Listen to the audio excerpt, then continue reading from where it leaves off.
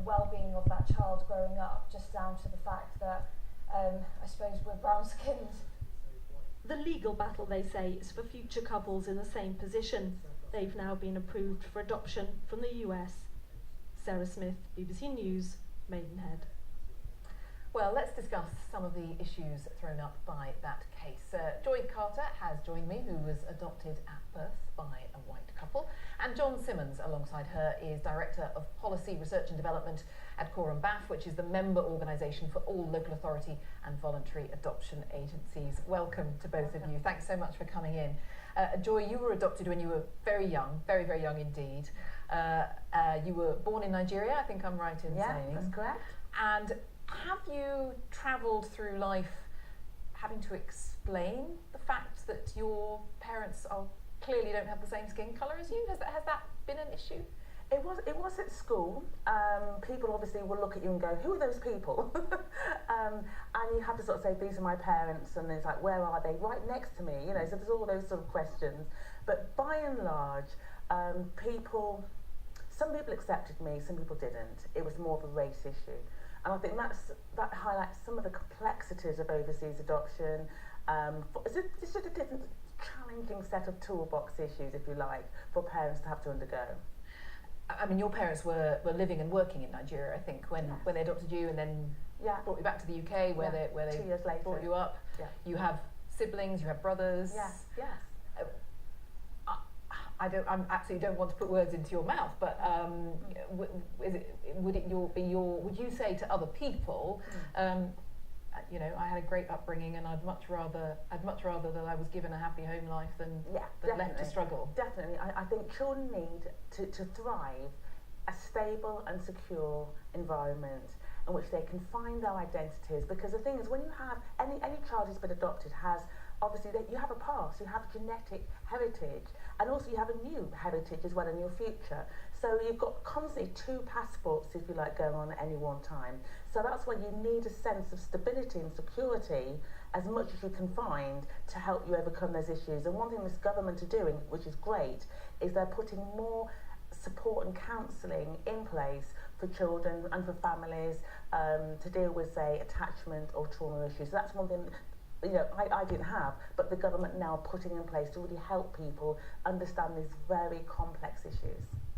And we don't need to talk specifically about this case today, because every case is different. But what are the challenges for the adoption authorities, the various agencies that you represent, in trying to match any child, with the right individual or the right couple?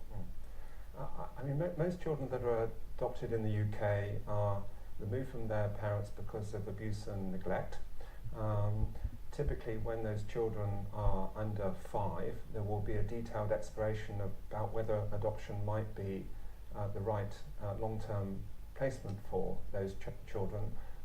And then the issues would both be planned for, and an application would be made to a court for a placement order to be made, which actually authorises the local authority to place that child for adoption.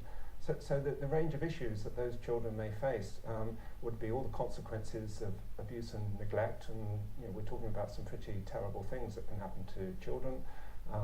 There may be children in sibling groups. Those children may have experienced a very significant degree of adversity as those plans are actually made. They may have genetic conditions. We're very familiar now with fetal alcohol syndrome type issues.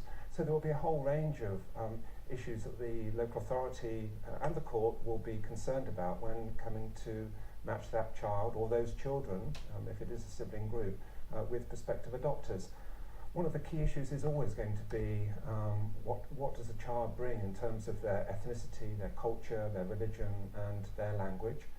So is your point that is a consideration, yes. But it's a consideration in quite a long list of considerations? Yes, it can't be the only issue. And the thing that one has to be concerned with in the longer term is this child going to settle with these adopters in this placement, and are all the issues that they bring with them, including all the things which are kind of typically a part of childhood, adolescence, and then into adulthood, are those issues going to be addressed by the adoptive family? And that's not just the parents, but the grandparents and other people too, to establish that secure, loving, lifelong family life that all children need. And, I mean, Joy, you're nodding through so much of that. I mean, I wonder where the balance is for you, whether you feel a degree of sympathy, if that's the word for the adoption agencies, who have quite a tricky juggling act to do. It's like a jigsaw, I guess, trying to fit it all together, versus a child who, as you've already referred to, fundamentally just wants a happy family home.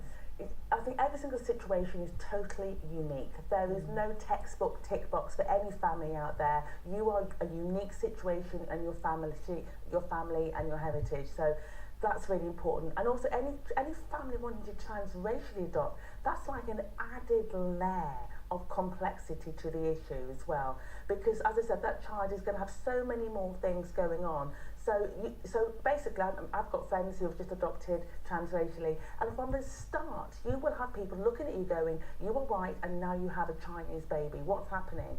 You can't hide from this. No. So unless a couple is strong enough to deal with the long-term, constant questions that will always be coming to you and your child, you have to have that made very clear to you at the beginning, and that's why I think social workers and all the people involved with helping to make adoption successful have to really, really work hard to make them work, because it's that added layer of complexity. So it's not very briefly. It's a big question, I know, but it's not a reason not to do it. But the couple have to be strong enough to deal with the endless questions, the endless queries. Even some of them might be well intentioned, but those questions are always there. Yeah, and because it's an ethnic. It's like my parents are very different to me. I'm very different to my mum and dad, and it's very hard. Everything from hair, my hair is very different to, say, your hair. Hair is not all the same.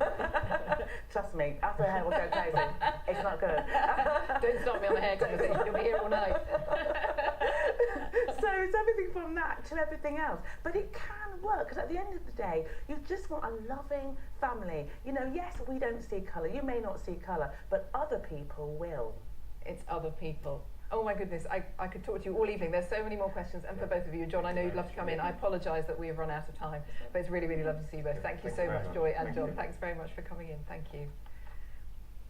The time now, 5:47.